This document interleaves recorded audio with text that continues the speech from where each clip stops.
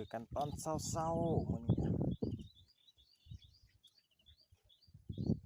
มันยำเบ็ดคือเก่ามันเนี่ยเบ็ดปัญญอน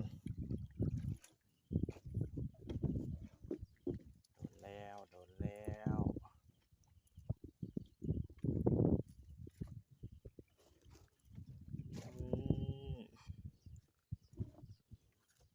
แล้วมาแล้วพี่น้องมาแล้วล่างหนึ่งก็มีหลุดอยู่ซ้ายตึกมันของซ้ายตึกมันลงไปของใหม่เบิ่งนี่ล้างในนี่เฮ้ยเนี่ยของแล้ว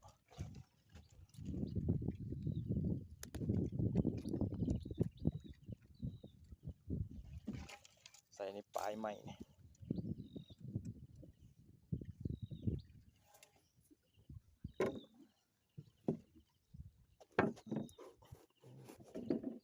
ลงไปของโอ้ยขาดไอ้เหี้ยโอ้ยมันเป็นปลายยังไงนี่ขาดเฉยเอ็นเบอร์50โอ้ยแหนนตึงมองผูกกันดิน่าเสียดายมันย้อนใหญ่บ่จักขาดแล้วพี่น้องไปรุ่นบางล้างไหม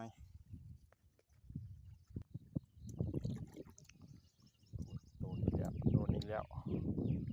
ล้างนี้บ่ถึงใส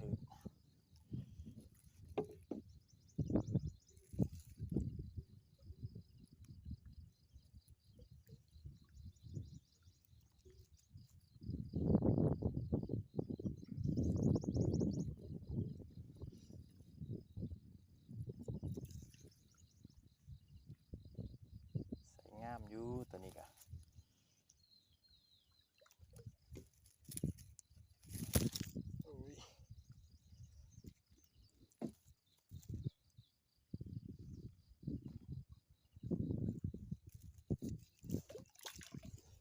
ปั๊บนี่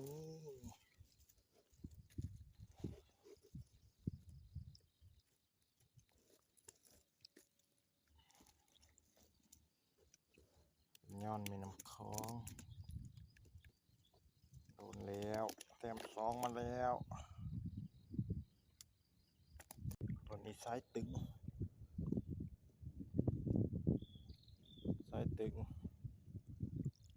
สิอยู่หรือบ่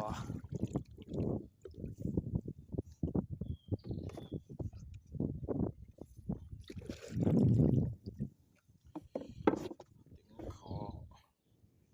อุ้ยอยู่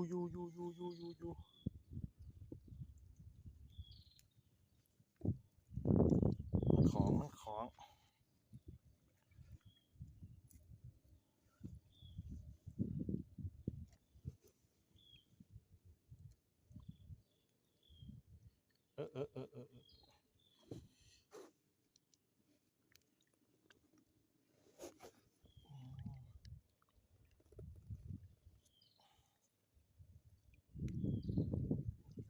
ไม่มาอีกแล้ว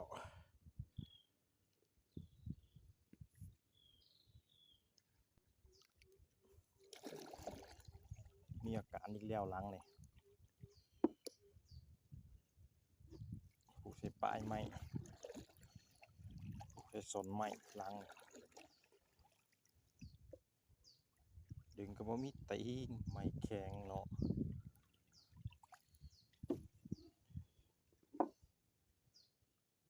ชึบ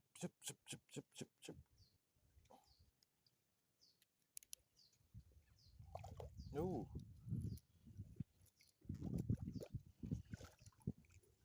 ชิบนี่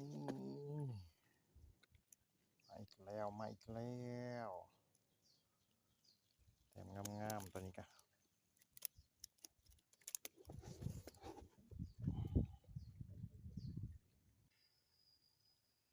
ลงานมื้อนี้